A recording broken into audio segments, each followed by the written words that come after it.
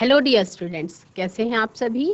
ICT virtual classroom Dehradun में आप सभी का स्वागत करती हूं। मैं समता। बच्चों, क्लास 11th का हम लोगों का जो चैप्टर चल रहा है बायोलॉजिकल क्लासिफिकेशन, उसमें आप सभी ने 5 किंगडम क्लासिफिकेशन के अनुसार अलग अलग बहुत सारे किंगडम्स के बारे में हमने चर्चा करी, हमने जाना।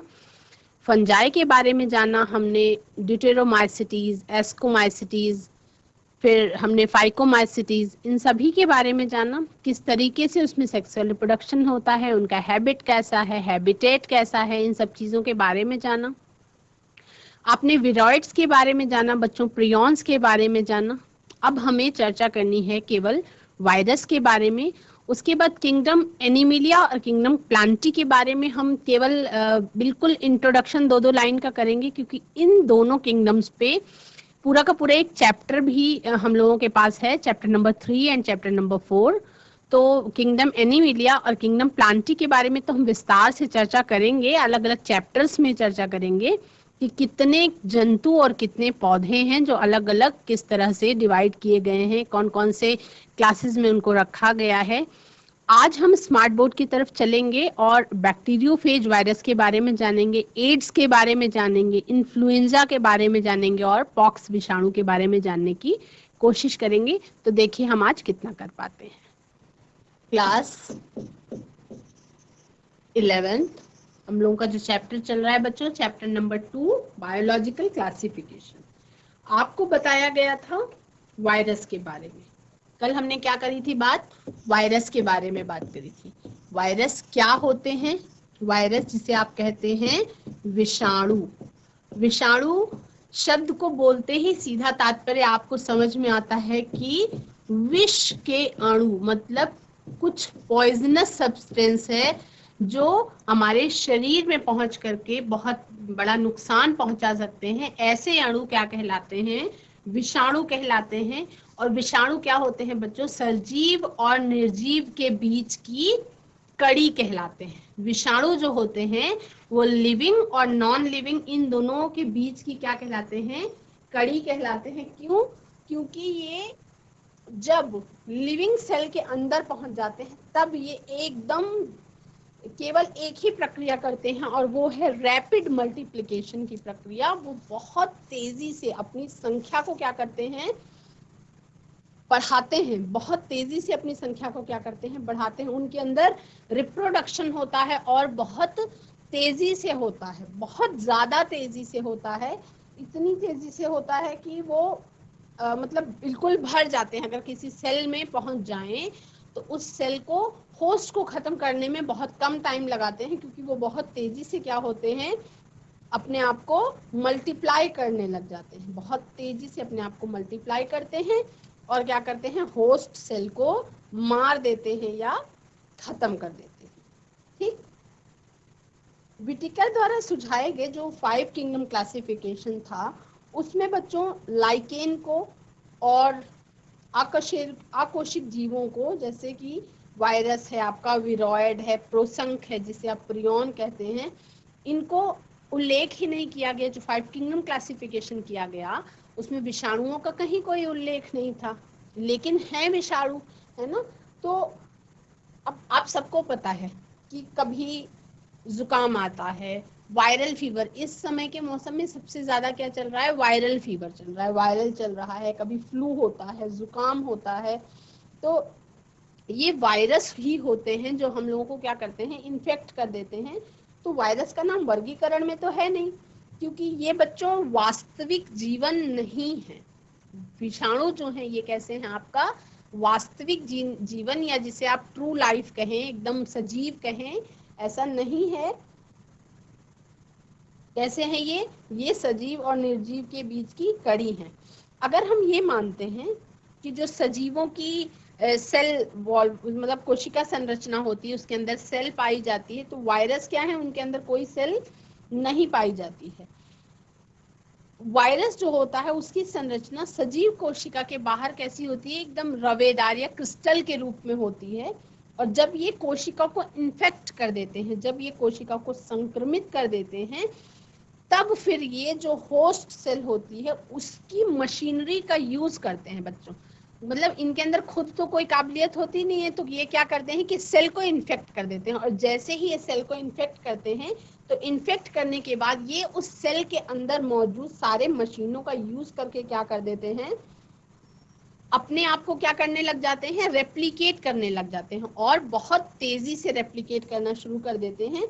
उस होस्ट सेल का क्या करते हैं, यूज करके अपनी प्रतिकृति यानी कि अपना अपने जैसा क्लोन बनाने लग जाते हैं, एकदम अपने जैसा हूबहू दूसरे विष के अणुओं को तैयार करने लग जाते हैं।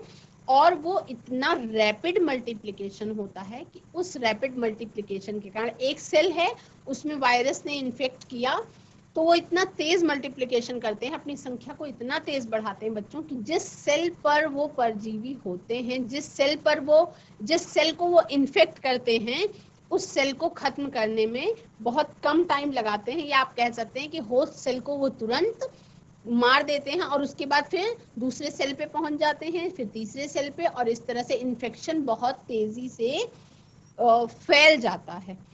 तो आप वायरस को सजीव कहेंगे या निर्जीव कहेंगे?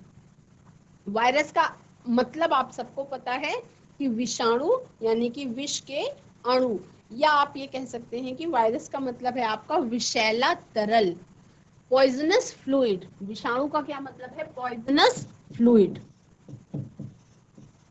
Poisonous fluid. ठीक है, पॉइजनस फ्लूइड जो है बच्चों, डॉक्टर डीजे इवानोवस्की ने तंबाकू के, आपको मैंने कल बताया था कि ट्यूबरकुलोसिस मोज़ेक वायरस को पहचाना था, जिन्हें इन्होंने वायरस का नाम दिया था। क्या नाम था उनका? Pastor DJ Ivanovsky. क्या नाम था? Pastor D J Ivanovsky. कौन से सन में किया था इन्होंने सन 1892 में, यानी कि 1892 में टोबैको मोज़ेक वायरस यानी कि तंबाकू के मोज़ेक रोग के रोगाणुओं को पहचाना था, और उनको क्या नाम दिया गया था? वायरस का नाम दिया था। ठीक है, इनकी जो माप थी, कितने बड़े थे साइज में? ये साइज में बच्चों बहुत ज्यादा छोटे थे, क्योंकि ये बैक्टीरिया प्रूफ फिल्टर से भी बाहर निकल गए थे। और उसके बाद फिर MW बेजेलेट ने क्या किया, 1898 में इन्होंने पाया कि जो संक्रमित तंबाकू के पौधे का टोबैको मोज़ेक वायरस जिसमें था, उसके पौधे का रस आपके स्वस्थ तंबाकू के पौधों को भी क्या कर देता है, इन्फेक्ट करने में सक्षम होता है। यानी इन्फेक्शन की जो इनकी दर होती है ये बहुत ज्यादा तेज होती है। तो उस जो इन्फेक्टेड आपका तंबाकू के पौधे का रस था, उसको इन्होंने क्या, कंटेजियस वाइनम फ्लूइड, कंटेजियस वाइनम फ्लूइड कहा, यानी कि संक्रामक जीवित तरल कहा। क्या कहा?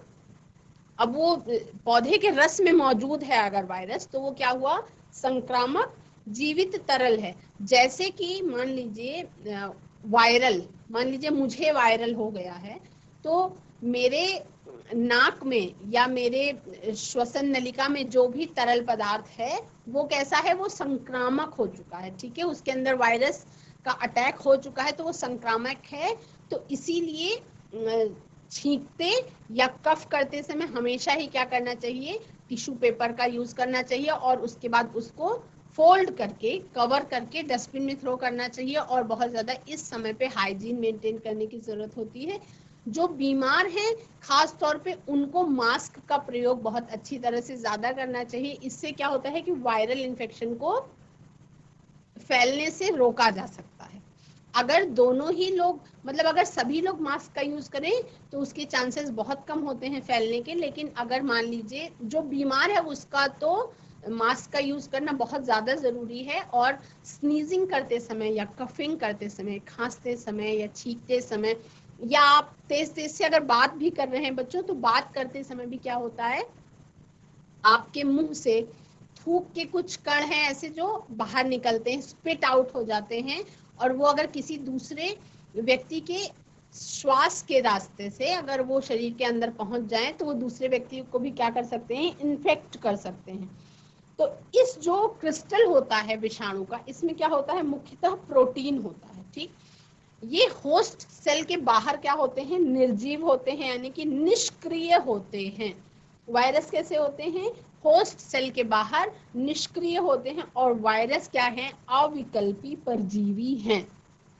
वायरस क्या है आपके, वायरस आपके अविकल्पी परजीवी प्राणी कहलाते हैं। ये कैसे हैं, अविकल्पी, मतलब इनके पास दूसरा कोई विकल्प नहीं है, ये अविकल्पी परजीवी कहलाते हैं, अविकल्पी परजीवी है ये। ठीक है, आपने कल मैंने आपको बताया था कि विषाणुओं के जो निर्जीव लक्षण हैं वो ये हैं कि विषाणु परपोषी कोशिका के बाहर इनएक्टिव होते हैं, इनके अंदर कोशिका भित्ति नहीं होती है, कोशिका कला नहीं होती है, इनके अंदर किसी प्रकार की कोई श्वसन प्रक्रिया नहीं होती है। मैंने आपको बैक्टीरियोफेज के बारे में कल बताया था, बैक्टीरियोफेज के जिसका कुछ इस तरीके की संरचना थी, कुछ इस तरीके की संरचना थी, बीच में इस तरीके का कॉलर था और फिर ऐसे शीट थी। ठीक है, और उसके बाद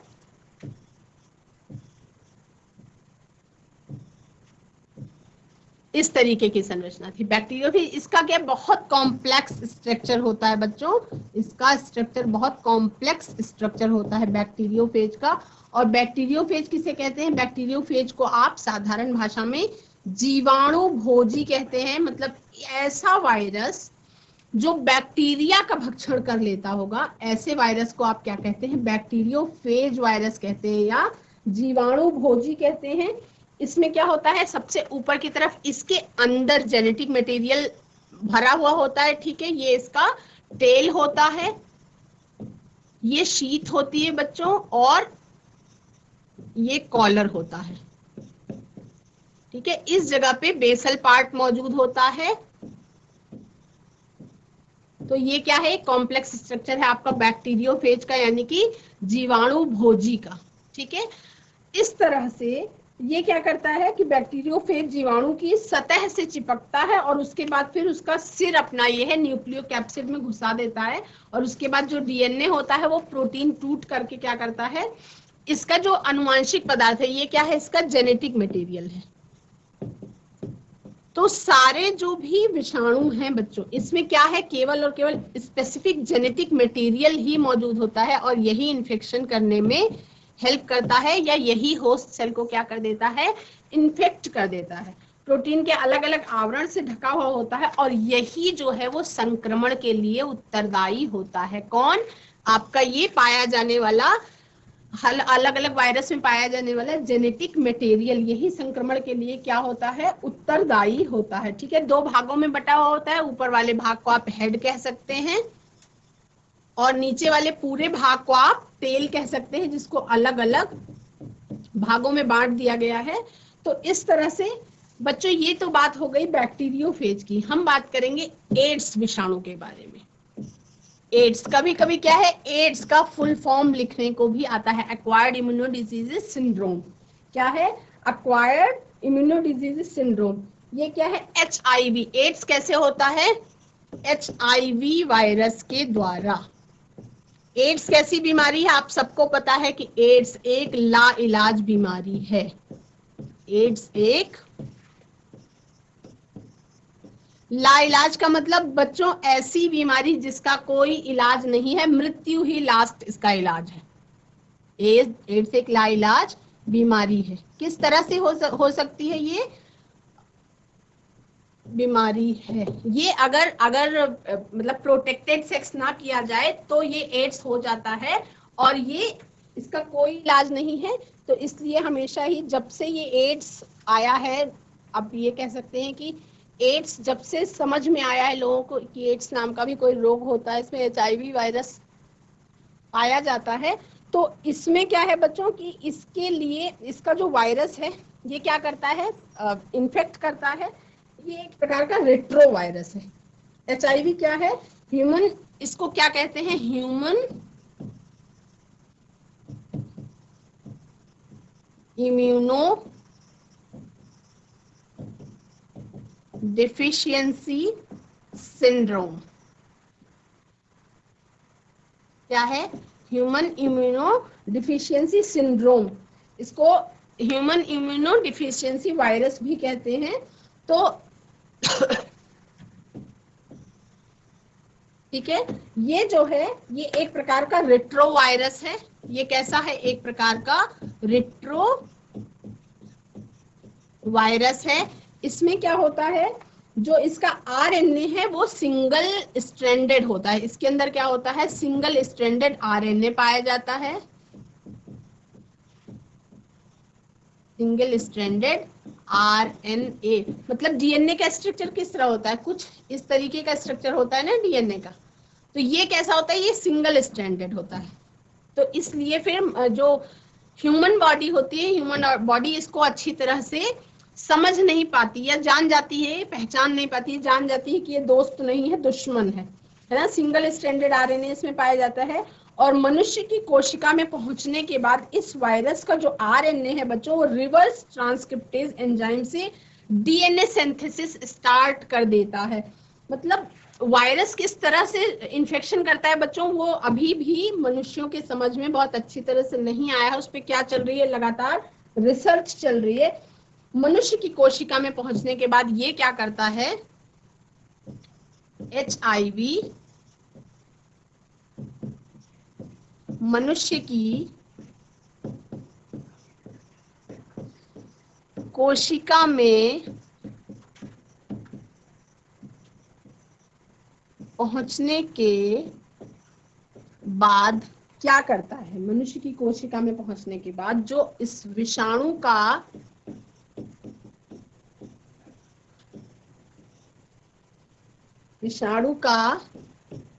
आरएनए ये क्या कर देता है? रिवर्स ट्रांसक्रिप्टेज एंजाइम से, किससे? रिवर्स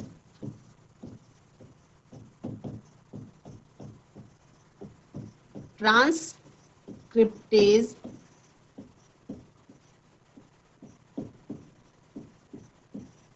एंजाइम, इससे क्या करता है? डीएनए सिंथेसिस स्टार्ट कर देता है। डीएनए सिंथेसिस स्टार्ट कर देता है।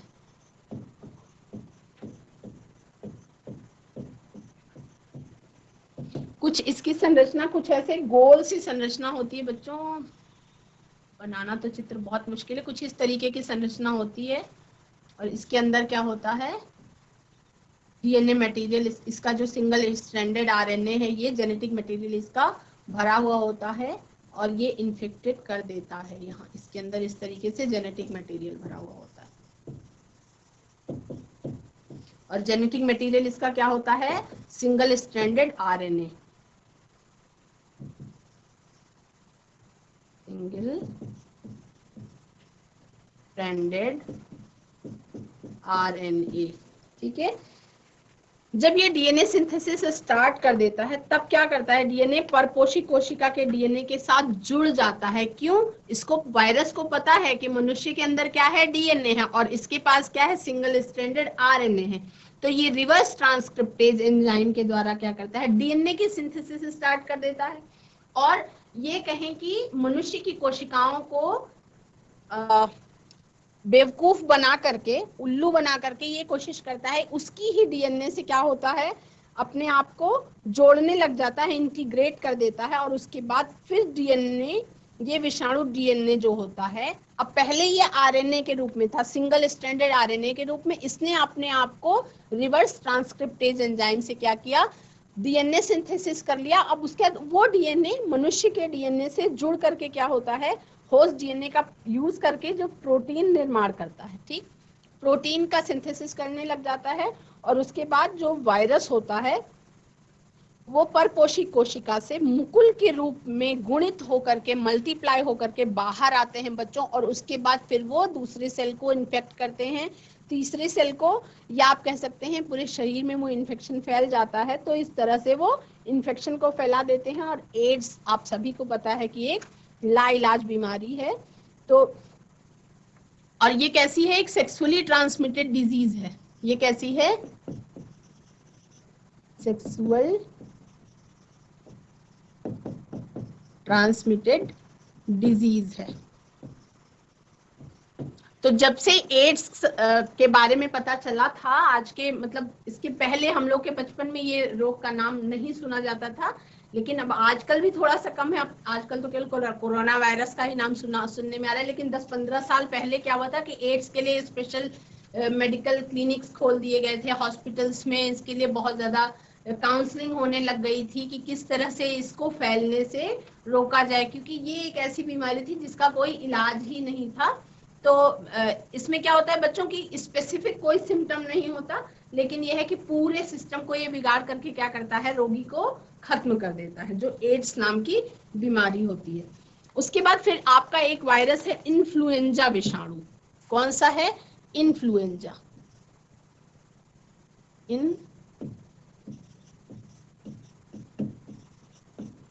इन्फ्लुएंजा विषाणु के बारे में अब आपको इन सब के नाम नोट करने होंगे बच्चों। कौन सा रोग बैक्टीरिया से होता है, कौन सा रोग वायरस से होता है। आप देखिए पोलियो जो बीमारी होती है वो भी वायरस से ही होती है ना। तो जो इन्फ्लुएंजा है ये कैसा है? जंतु विषाणु है। ये कैसा है? विषाणु दो प्रकार के होते हैं ना, एक जो जंतुओं को इन्फेक्ट कर देते हैं वो जंतु विषाणु कहलाते हैं, और जो पौधों को इन्फेक्ट कर देते हैं जैसे आपका टोबैको मोज़ेक वायरस, तो वो कैसा है? वो पादप विषाणु है। तो ये क्या करता है, ये जो भी वर्टिब्रेट्स होते हैं उनकी रेस्पिरेटरी सिस्टम में मल्टीप्लाई करते हैं। ये उनके रेस्पिरेटरी सिस्टम को इन्फेक्ट कर देते हैं, और इससे क्या होता है, आपका खांसी, बुखार, जुकाम कह सकते हैं, नजला इस तरीके का होता है। नजला है ना, इससे होता है छींक होती है, इससे बहुत ज्यादा क्या होती है, छींक आने लग जाती है। इन्फ्लुएंजा, इसमें क्या होता है, इसमें भी क्या मिलता है आपका, सिंगल स्ट्रैंडेड आरएनए प्रेजेंट होता है। इसमें भी सिंगल स्ट्रैंडेड